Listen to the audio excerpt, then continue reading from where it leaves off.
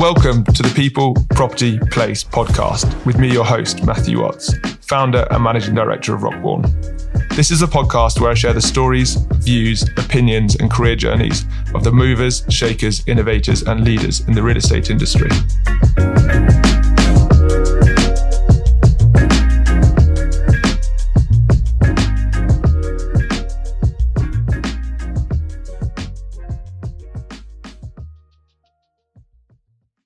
Welcome to the People, Property, Place podcast. But before we get into the podcast today, if you have had any value from this whatsoever, please do share it with a colleague, friend. Give us a like, rate or comment. It really helps get this podcast out to more people.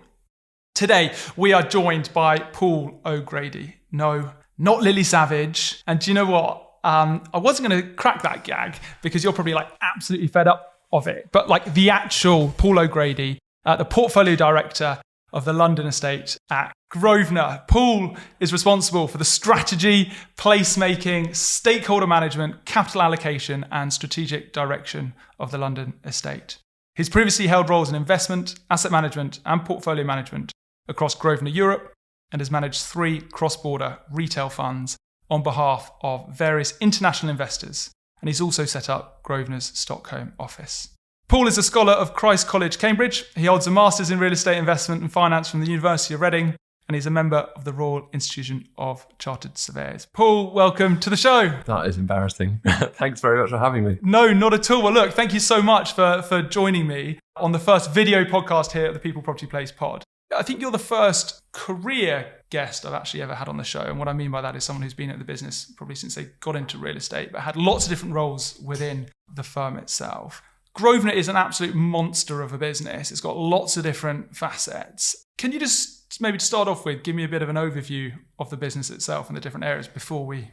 Yeah, because I think it's quite helpful to understanding how my own career has panned out. But I won't call it a monster, but it's definitely broader than people imagine. And I think that's sort of how I ended up there in the first place. And it's what first really attracted to me. It's a truly international property company. And then it has property arms within the UK, obviously, for what it's very well known, predominantly in London, but also throughout the UK and also in America. But it also has indirect businesses where it invests in other property endeavours across the world in really far-flung places, in really interesting sectors, as well as the family offices and the rural estates, as well as the food and ag tech business. So it really is an estate in the broader sense of the word, working across lots of different sectors, trying to deliver commercial, social and environmental benefit throughout its endeavours in all these areas. In my mind, it is a monster. For yours, it might not be, but it's vast. But tell me then, how did you get into real estate? Because you did languages, and that's a real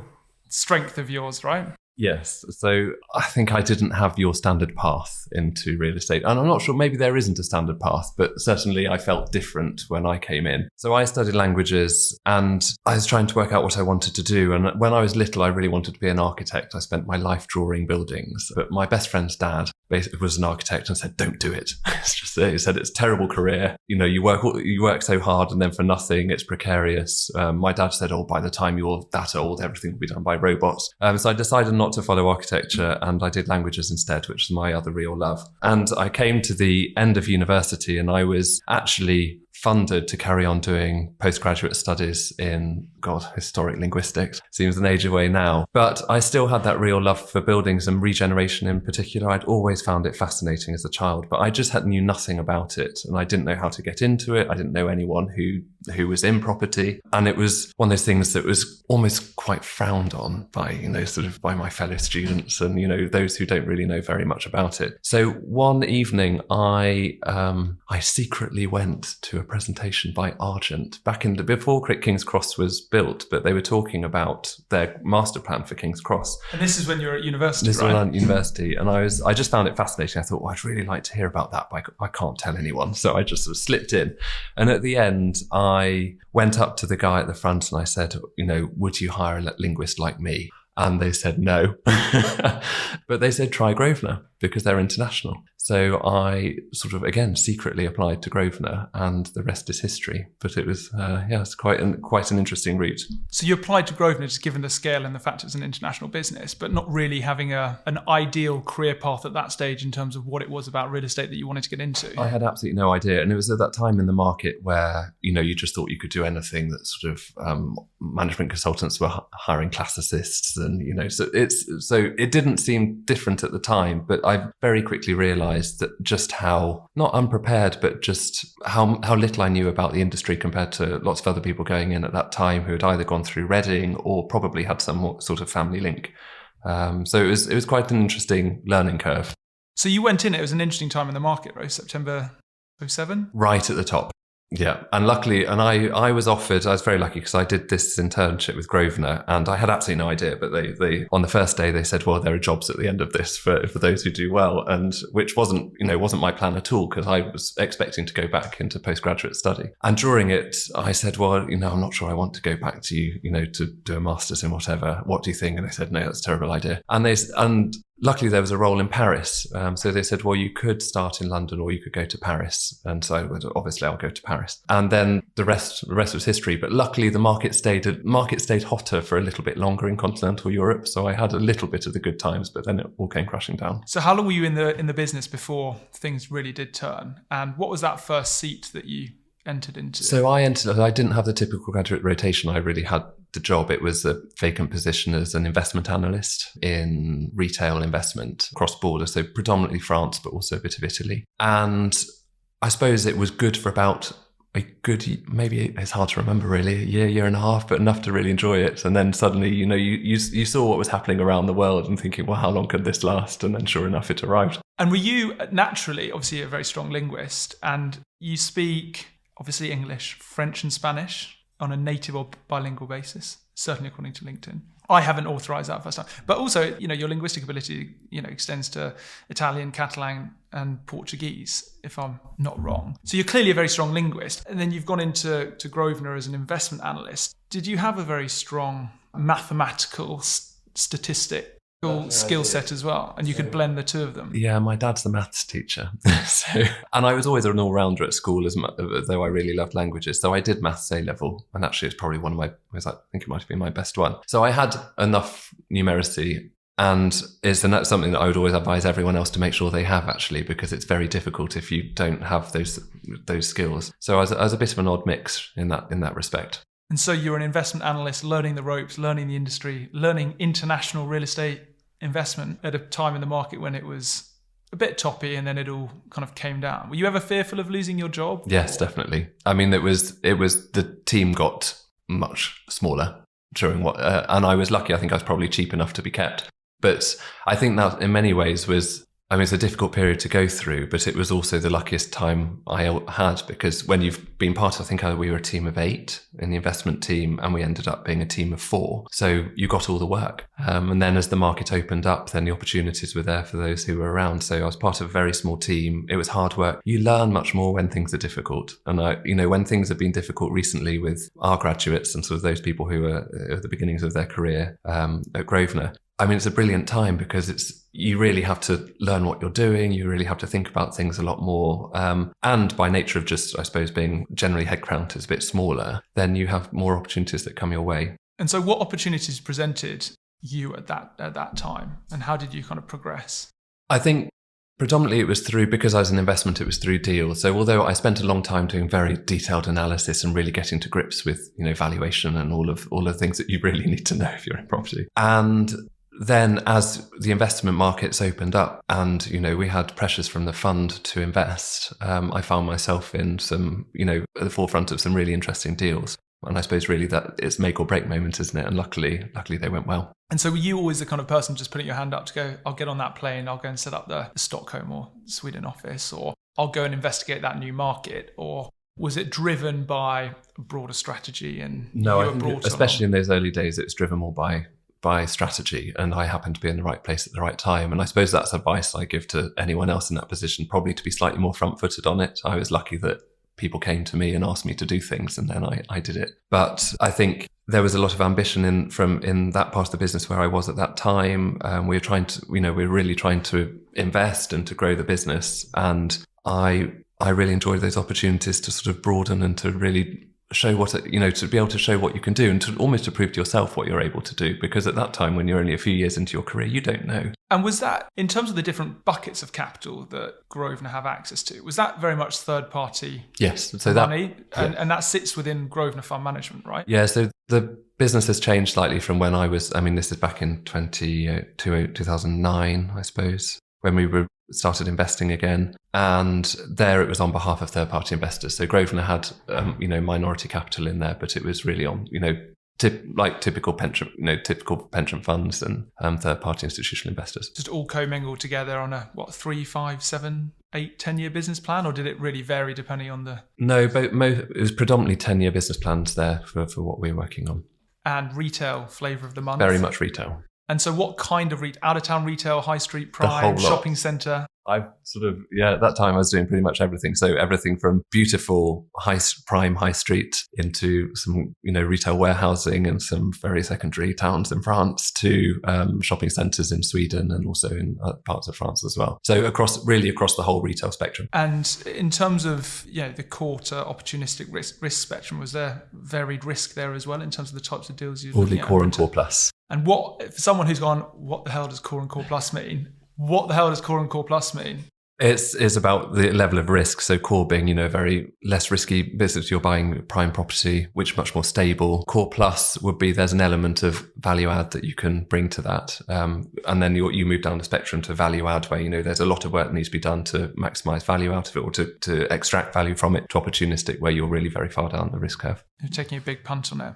So at the time, obviously the retail market was a pretty attractive market and an opportunity. You've been at the business 3, 4, 5 years at this stage. Had you had exposure to asset management or fund management, and when did that maybe get introduced into your role? Yes, well, I suppose that's somewhere where I did try to be a bit more front-footed. So I asked to do some asset management as well as investment, especially when the market was really quiet. I realised it was a skill that I needed and that I wanted to learn as much as I possibly could. And then the natural extension from where I was in investment was into portfolio management. So I followed the deals essentially, which is what happened with Sweden. We did this big acquisition out in Sweden, which was very exciting. And then suddenly someone needed to manage it.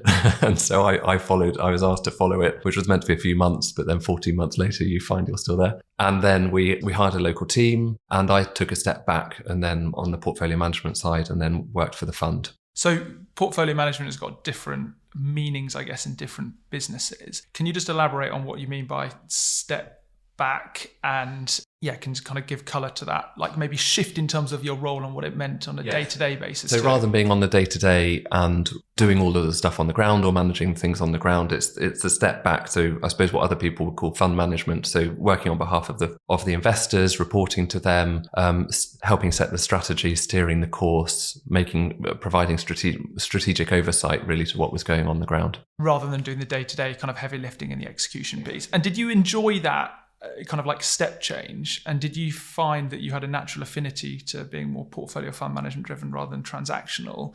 I like both, but yes, I think it does naturally suit me. I'm quite good at taking a step back, looking at things objectively and trying to work out how best to steer a course. So as much as I really enjoy being close to the property, I think my natural skill set and the way my brain works does help me in that slightly one step removed. But I guess, having a deep understanding from a technical perspective and a granular transactional perspective really helped inform that. You've got to understand what they're dealing with in order to be helpful. Yeah.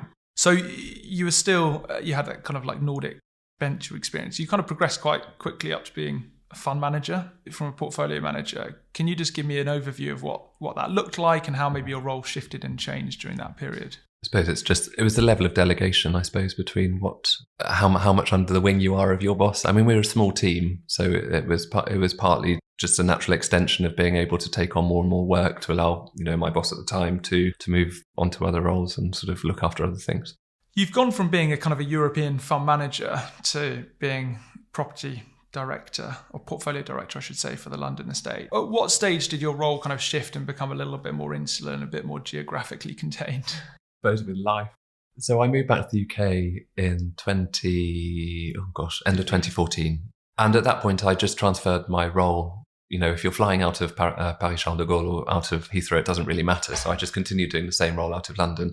But this opportunity came up on the London estate of the portfolio management role, which was really there to try to help institutionalize the London estate, which is Mayfair and Belgravia, the holdings in Mayfair and Belgravia, and to bring this more investor viewpoint onto it, look at it, sort of help set up sort of property strategies, report on it in the way that you'd expect if it was for third-party money. And I think that's where sometimes things really go back to why did you go in there in the first place? And I've always been fascinated by, places, how they work, how the nature of contiguous ownership, I suppose, and just the fascination of areas such as Mayfair and Belgravia. So I jumped at that chance in order to go over. And then from that moment on, from being this very sort of broad European role, I was suddenly very focused on W1 and SW1. It must be like a really interesting mindset shift as well, because obviously you're dealing with third-party money. And yes, you said kind of 10-year business plans, but really trying to drive returns there and looking at lots of different geographies and no doubt intricacies and nuances of different investment markets. Coming back to being very geographically contained, but working on an estate that's been in the family, the Duke of Westminster's keep, since 1677, 340 years. Yep. My research serves me well. From a mindset perspective, can you just run me through that just adjustment? Because I appreciate you said a bit more scrutiny and kind of maybe a more external investor and a third-party money hat. Can you just run me through, the mindset that kind of keeps something like that ticking over for such a long time? It's interesting. I think, historically they've come from very different places. So the way that the London estates have been managed, in a fashion is different to how the fund management world has worked. But really there's no reason why they need to be so different. And I think that's really what's been happening over the past few years, that a lot of these historic estates have tried to function much more like, sort of institutional places, or as if they were working for third-party capital. In the same way that you see that funds are really thinking about the broader side of property now, and not just really thinking about, there's not, well, of course, it's asset value is really important, but it's not just about that, and sort of what are the broader aspects that you naturally think about on an estate, because you have that deep ingrained involvement and much broader repercussions of the actions that you have. And I suppose you see that through the ESG agenda of, I remember working on ESG sort of years and years and years ago, where you felt like you're hitting your head against a wall, that people just didn't get it, whereas obviously the whole industry really gets that now. But that is a very easy topic to start talking about on an estate, because it just feels so natural.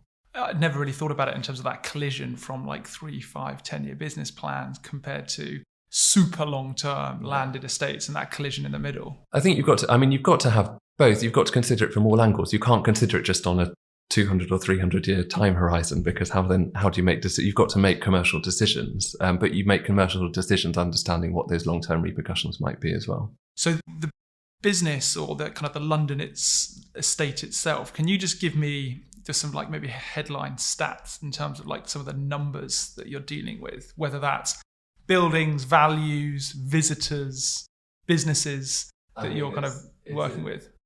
It is vast in that, it's big numbers. I suppose in portfolio terms, you're looking at approximately 5 billion, thousands of properties across all different tenures and sectors. The tenancy schedule is extremely complicated. You've got, by nature of the historic ownership, things are, you own things in different ways, whether it's directly managed, or you might have long leases, or you might have geared leases. So it's a lot more complex than, a typical tenancy schedule. And I think it's one of those things where it's quite, within one place there are lots of smaller districts as well that all function very differently and have their own different idiosyncrasies. I'm not sure that really answers the question. No, it does. It's just really just trying to understand just the scale of it, and I guess the conflict, the stakeholders at play, but also the kind of conflicting interests, or just trying to bring some harmony to that. How do you go about defining or curating a particular area? Because that's probably something you work quite hard on, or do you work quite hard on that? And then and do you segment the Belgravia estate into 10 different plots? Or like, how do you look at it? Yes, we do. So, I mean, that is a lot of what we do. So we think very hard, as the other estates do as well. And a lot of property companies, they think very hard about what those micro level actions are that form the whole. So over the past few years, and that was, one of the first things that I did when I first came in was to start setting up what, we call them district strategies, to really look within a certain area, within a geographical limit, what are those actions that we are doing in order to improve that place, in order to meet all the different goals that we have, whether, the commercial goals, the social goals, the environmental goals. How do we do that? Through property actions, through all the other tools that we have in our toolbox, in order to, I suppose, maximize, the benefit that we can generate from those particular areas. But we do it. I mean, obviously we look at things from a whole as well, but we very much do look at it from a district level, where things naturally divide into their, I suppose, similar geographical area. And do you look to other estates as well? And do you call other estates competitors? I think it's a yes and no. I mean, it's one of those things where you can learn a lot from each other, and it's important to always keep a dialogue of, what each one is doing. And yes, London is a competitive place that, and it, more competitive than it's ever been. Maybe 10 years ago or so, people would they would rent something on the basis of, I just, say, I just need an office in Mayfair, and you could rest on a little bit on your laurels that would be okay. That's just not the case anymore. All companies, and, ourselves included, really had to up their game in order to maximize the competitiveness of the areas that we manage, to make sure that they're as relevant as they possibly can for the short term, but that is then what assures the long-term value. And if you look at the history of estates, they've been absolute masters of innovation and, changing the way they do things and remaining relevant. And that's in many ways, that's the secret to the long-term success. But I think my personal view is that London has become very, it is a competitive market out there. It's interesting in terms of looking at these districts and these communities. How do you harness, or what's the power of community, and how much involvement, like surveying or engagement, do you get from those different communities? Whether that's people living on the estate, doing business on the estate, tourists on the estate, to kind of curate that vision and plan moving forward. Huge question. I mean, it is vital, and it's one of those things I think the whole industry has sort of woken up to over the past few years, of the importance of that. And as you say, community is not just one thing. People always just think of it in the sense of residential community and those people who live there. And of course, they are important, but you have so many different types of communities within one place, whether it's through workers, visitors, your residents, the different ages groups of residents, those who've their voice is represented, those whose voice isn't represented. How do you really understand that whole broad mix of different people who interact or experience your place or have a view on it? And they really provide the license to operate. So much of what we do depends on others. You cannot manage a part of a city on your own. As much as people would like to think you can, you really can't. You're always beholden to, whether it's the council, whether it's your local communities, whether it's, other landowners with it. There's a whole range of different people who also have what's the word in this? A stake in the game. And so it is absolutely vital that we work with these people to get to the best outcome. And I think often in the past, there's been quite an interesting view, sort of property industry was always right. And, sort of it didn't need to listen. And that often can end up in quite a substandard result, because ultimately you're managing a place for the people there. So they absolutely should be part of that discussion. But if you want to get to the right answer, and also an answer that everyone is broadly, rather than the landlord lording over the kind of the tenants. Which is a reputation which the property industry massively suffers from, and which holds many things back, that lack of trust. The London estate itself, there's no debt on it, right? It's purely owned in equity, or there is debt in it. But it's carefully managed, or the risk profile is very carefully managed. And all of that side of things is dealt with at a much different level. It's not sort of Grosvenor's. I mean, that's all in the annual report, but it's not leveraged in that way. No. Okay, fine. From an acquisition and expanding the estate, you talk about capital allocation and maybe acquisition work. How do you go about identifying assets or parts to kind of like expand the footprint of the portfolio? I think, it's a really interesting one. It's, one that I suppose all companies grapple with, to understand where the future value is. There's no money tree, so you always have to work out, well, if I want to do that, then what does that mean in terms of other areas?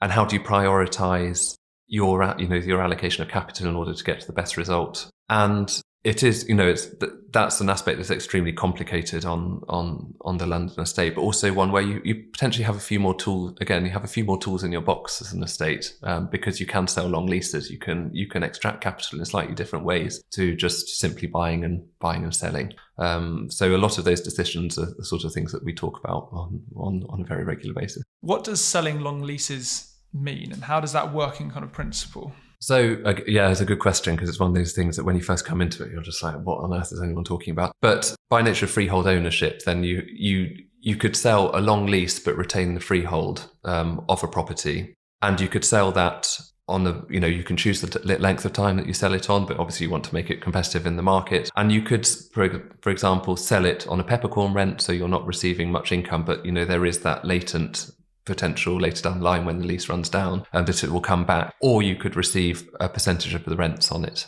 which is something that on commercial buildings often estates do, so that you're receiving a minority of the income. So you have a slight you're receiving some part of it. Yeah, I guess you've got skin in the game in some sense. And why do estates do that? Is that to unlock capital to deploy into other areas of the business to enhance it? Or Broadly, yes. And it's ways of managing your resources as well, and efficient management. But yes, it is a way of retaining control in some ways and long-term ownership, but being able to extract capital to then recycle it, whether it's into your development program or investments elsewhere or whatever it might be. We spoke earlier, probably off mic, where you spoke about maybe being quite insular in terms of the London estate. Obviously we spoke about kind of competitors and other landed estates in central London. Do you look internationally as well in terms of like other leading global cities for kind of inspiration, or do they just not have landed estates in the same way that we do over here? Yeah, I mean, no, it is a pretty British thing. There are countries where they have estates. Stockholm, for example, where I worked a long time, they do have slightly smaller versions of what we have here. Other countries, there are always exceptions to the rule, but broadly it's in much more bitty ownership, and you don't have that sort of private sector control of vast areas of key cities. You might have as such there's a much stronger role for the public sector in those places, such as France.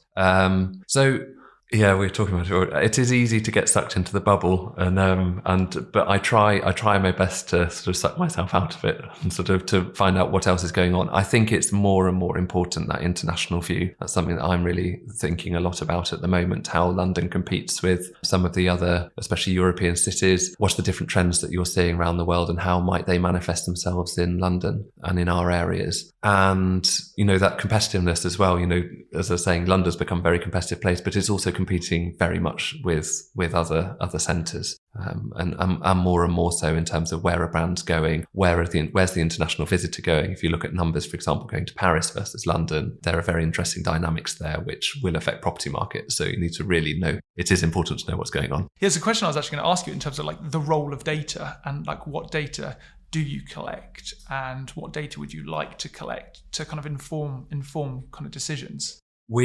This is a major area of ours, and I'm sure those listening won't come as a surprise, because I think lots of people are going through the same thing. We collect a lot of data, as you would expect from a retail company, on from those with retail holdings, around the performance of our, we're trying to get as much information as possible in terms of the performance of our tenants, the performance of the streets, the insights into the nature of people coming onto the estate. And there are whole different types of data sets that we're trying to set up and experiment with, and it's a whole moving feast really to make sure that you've got useful insight, that there's so much information that you can collect. What is it actually that really is going to help you make the right decisions? And England really or the UK has been quite behind that compared to other markets, I think, in terms of, when working on shopping centres for a long time and in other places, that you're quite used to using these sorts of data in that way. But it takes a long time to set up. And so it's something that we're working on a lot at the moment in order to use data as much as possible in our decision making, and not just intuition. Not leveraging it. Yeah, I guess there must be that inflection point where gut feel, data kind of massively takes up some of the assumptions there. It's also probably like a massive open top shopping centre, arguably, right, in terms of an estate. So, it makes complete sense given your kind of early retail career, like translating that skill set and mindset into... It is a very complex open air shopping centre, yeah. What, can you just kind of maybe give me a bit of an overview of, the plan and the vision for maybe the two different parts of the estate, and are they distinct, or do they have a kind of a lot of facets that cross over with each other? I think the answer is it's a yes and no answer. They are very similar in some ways. They're both parts of prime central London, but they are very different in the way they function and the way they're built up. And if you look at the sectoral differences, they are very different. Mayfair is very much part of the commercial centre of London. The office portfolio there is, you've got really key headquarter offices, really prime office portfolio, and different retail as well. We've got the likes of Mount Street with sort of luxury fashion, and areas sort of just south of Oxford Street, which compares very different to the boutique nature of Belgravia. It's a much more residential district. It does have has a very large commercial portfolio on the office side centred around Victoria Station, but again, it's just like you're catering to different customers. So there are similarities, but it's important not to just conflate them into the same, which is why this district level analysis that we do is so important, to make sure that you do tease out those differences based on the different customer groups that we're trying to attract in different areas. Makes complete sense. You've also got a few JVs with other property companies. Yeah, so we started partnering more. So we've recently announced that on one of the large developments, which is on a triangle site just next to Bond Street, Crossrail, we've partnered with Mitsui, the Japanese investor. And what's your role in that, and what would their role be, and what's the rationale behind bringing in someone else to partner? So currently I'm not involved in that so much, but that is what we're talking about in terms of allocating capital and sort of making sure that there's so many different things that we're trying to do at the moment that sort of, but you don't have unlimited funds, so it's a way of diversifying. Do you set 5-10 year goals? Because I've spoken to people who've worked at landed estates, without naming any names, who absolutely love it, but the challenge sometimes is because they never sell anything. They kind of feel like they're not getting the reward, or they can't see the project through from start to finish because they're not getting that return on equity, or they're just not seeing a business plan through. Can you relate to that, or is that unfair because you set kind of like mini goals or targets that you can kind of hit and you actually be able to see a place transition? And we're much more on the latter. Yeah, that we do set short-term goals as well as trying to understand the long-term direction. We're very focused on those. And I suppose it's by nature of how active is the business. So we have, the past 5 years, when I was looking after Belgravia, we had hugely active asset management and just massive development pipelines that we're getting through planning. So it's a really very active business. So it's sort of very, very obvious short-term targets that we needed to meet. So I wouldn't necessarily relate to that. I guess if you did, you wouldn't be there and doing the role that you're doing. How has your role kind of shifted over the last few years? Has it just expanded from Belgravia to Mayfair to? So yeah, it has. It's been morphing. So I was lucky enough back in 2007 to be appointed the director of what was South Belgravia at that point. It was very much the commercial belt that sort of runs from Victoria down to Sloane Square, where you've got everything from all the office holdings around Victoria Station to Eccleston, sort of our new Eccleston Yards, Elizabeth Street and Pimlico Road and such like. And then over time that expanded, so my remit covered the whole of Belgravia, so overseeing that area. And then recently it's a change to having a remit across both Mayfair and Belgravia, but that one step back, sort of looking strategically at things, really managing the stakeholder environment I was talking about, and looking at long-term direction and performance. You're just taking a step back just to empower and enable. So you run quite a large team, is that fair to say? And got oversight of lots of different I've managed various different teams at the moment. Currently I'm looking after the placemaking teams at the moment, and then the other asset management functions are reporting to someone differently. We've rearranged. We spoke about obviously like community and maybe danced around placemaking. How would you define placemaking? It's the word that means so much and so little, isn't it? It's a difficult one to put your finger on in exactly how you define it. And I probably should have thought of that before I came in, to have some really clever way of talking about it. But it is that holistic view to how are you considering the place as a whole. That you're not just making decisions on the basis of within buildings or at the lease level, that you're really considering about, you're really thinking about all the different things that change an area, and investing in not just the buildings, but, the place as well. How does the spaces between the buildings really improve the investment or improve the place or the experience for people who go to those places. So I think it's a bit of a shorthand, really. It's a bit of, industry jargon for that holistic view to considering the place as a whole and not just looking at things at the lease level or just at the building. You must work really closely with the council. How is that in terms of like a relationship and a partnership? Do you see it as a partnership in terms of trying to drive things forward? It has to be, because they own the streets. So as much as we have a vested interest and, all this, we're lucky enough to have all this contiguous ownership, the highways are theirs, the residents, they're very much the councils. So you have to work together on that and understand where your objectives are aligned, how you can help each other, where potentially your objectives might not be aligned, and then to talk that through, because that's not going to be in anyone's interest. So they are, it's a crucial relationship between them that we manage on a day-to-day basis and, try to make sure is as fruitful as possible. In terms of like challenges, what would you say like the biggest challenge you're kind of facing as in your role as a business, like looking at the kind of the portfolios you look at? What's the biggest challenge at the moment?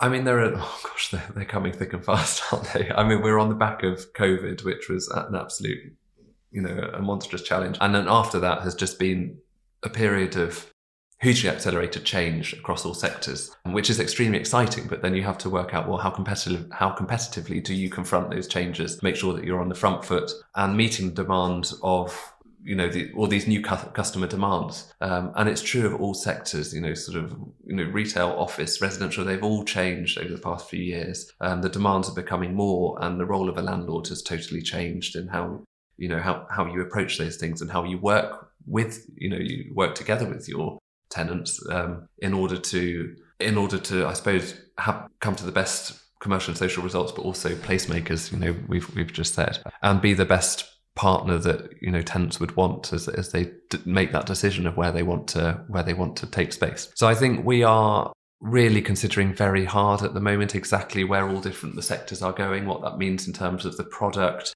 the contract, the type of contracts we offer, how we work as a business, and the different services that we might offer, those coming onto the estate, as well as looking more broadly, what's the impact of more macro changes, where's the market going, but also legal reforms that are being discussed by government at the moment and the impact that might have on some aspects of historic ownership. So there's a lot being thrown at us at the moment, which we're trying to react to as best we can. From like an ESG and sustainability perspective, that must be a big challenge, or might be high up on the agenda in terms of making sure that the buildings are fit for purpose come 2023. You touched on obviously 2023, 2030. You touched on ESG earlier in the conversation in terms that you were looking at it years ago. Is that very much front and centre in terms of your role on a day-to-day basis to make sure the assets are fit for tomorrow? It's part of everyone's role now, and I think Grosvenor has really tried to be leaders in this space and how we confront it. We've got a phenomenal sustainability team who are helping, have really helped lead the way on that. It's our role to then deliver it and to work out how we can do it. But I think it is part of the day job now, ESG, sort of how we maximize our impact, how we can make sure that we are meeting those really very ambitious goals and answer some of these questions that we don't necessarily have answers to yet. And it's really interesting to see the change that's happened over the past few years and how the market has reacted to that and how, it is now expected of us. So it's one where luckily we had a bit of a head start, and that is now paying dividends. I think there's a really interesting debate now over the social piece. There's been a lot of focus on the E, but not so much on the S, and luckily we're now talking about that. But as an industry, I think there needs to be more discussion. But it is one of those things that when you're working for a long-term business, those, as I think I said earlier, those sorts of conversations come naturally because you have a natural ambition to secure the future and to do the right thing that will, that will help you maintain value over time. And I guess retain your customers or occupiers or the footfall or whatever it might be.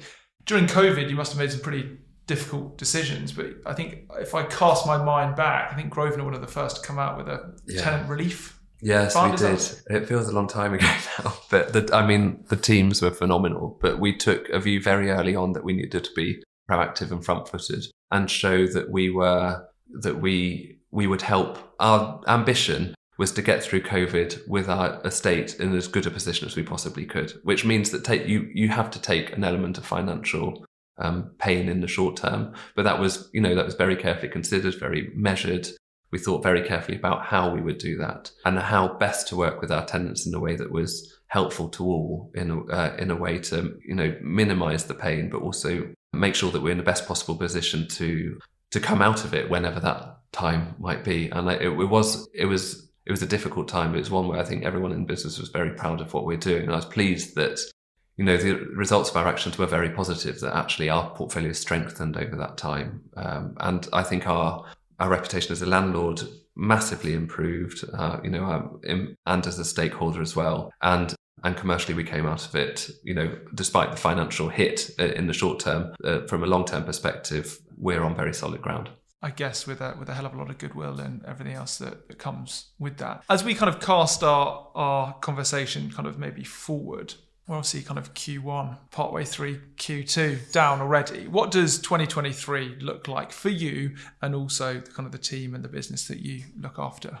So I think it's linked to what I was saying earlier, sort of really confronting some of these strategic issues that we're looking at. So we're really considering, we spent a lot of work over the past 5 years on our retail portfolio, making sure that we had really good anchors in place, that the tenant mix was performing well and catering to the target, the customers that were there, but also the ones we wanted to attract. It feels that the next few years are really very office focused, making sure that our portfolio is as good as it possibly can be. There are huge changes in customer demand in terms of what people are looking for from office space. And we're incredibly lucky to be so well located, and that was obviously a key part. But is the space that we offer meeting that demand? Sort of that you see this huge polarization in the market. And sort of what I was saying as well is the type of things that we're offering, the type of contracts, the type of space, fulfilling that demand as well. So we're concentrating very heavily on the rollout of our flexible space, and more fitted options, and the different types of contracts that we can offer to attract as many customers as possible. What route or what angle or strategy have you settled on in terms of that office market? Because I look around London and competitors, as it were. There's lots of people who try and do it themselves, do white label agreements, outsource it, create an opco.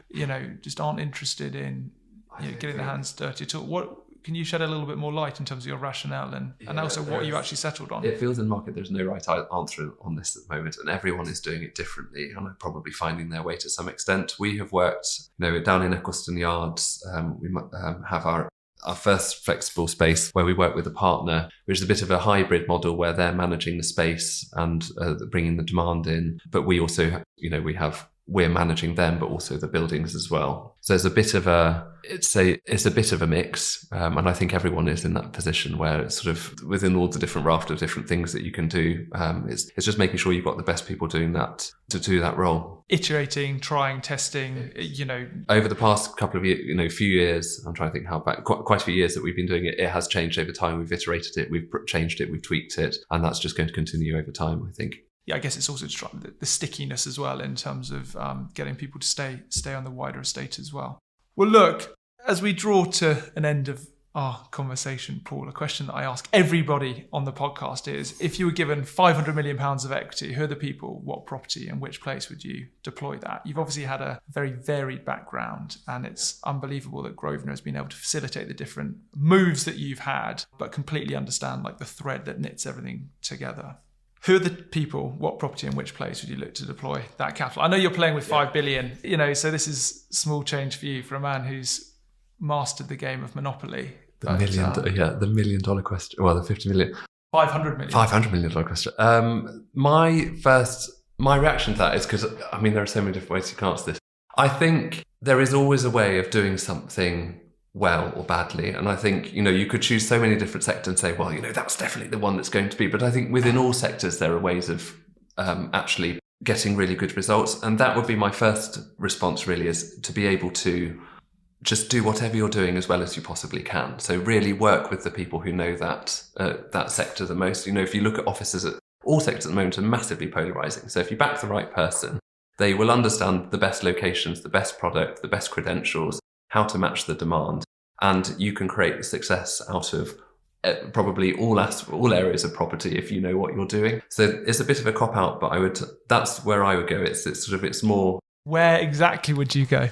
So I think and then I suppose broadening out a little bit, the bits that really interest me at the moment is where the traditional sectors are broadening out, and that you see some really interesting opportunities within some slightly more niche areas of what would be considered the traditional sort of retail, residential and office.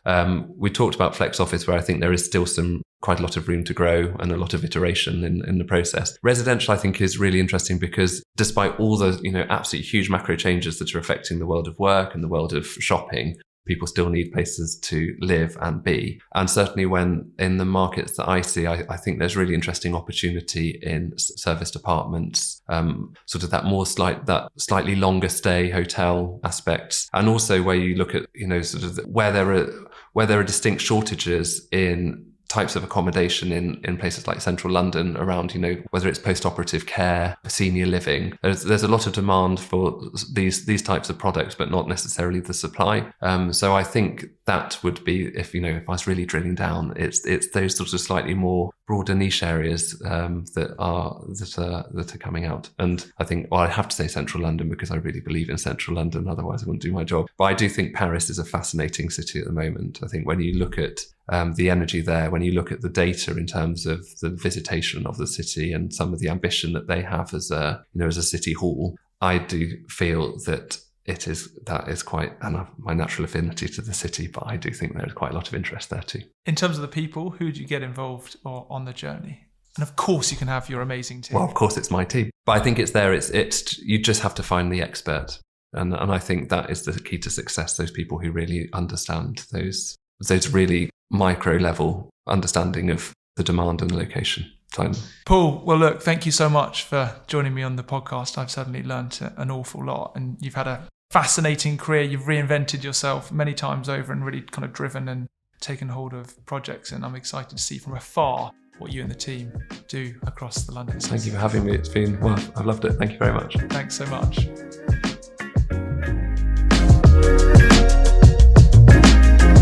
Thanks for listening to this episode of the People, Property, Place podcast. If you found it insightful, feel free to share it with a friend or colleague, subscribe, give us a rating, like or comment. It helps tremendously. It'd be great to hear from you on LinkedIn. I'm super open-minded to recommendations of which guests you think we should get on the podcast or areas of the market that we should explore further. So do drop me a message. The People, Property, Place podcast is powered by Rockborn. The team recruit experienced talent for real estate private equity firms, investment managers, REITs, property companies, and advisory firms across the investment, asset management, development, fund management, ESG, cap markets, investor relations, and general practice space. So if you're considering your career options at the moment or looking to attract top talent to come and work for you, head over to the website www.rockborn.com, where you can find a wealth of resource to aid your search. Have a great day wherever you are, and I look forward to catching you next time.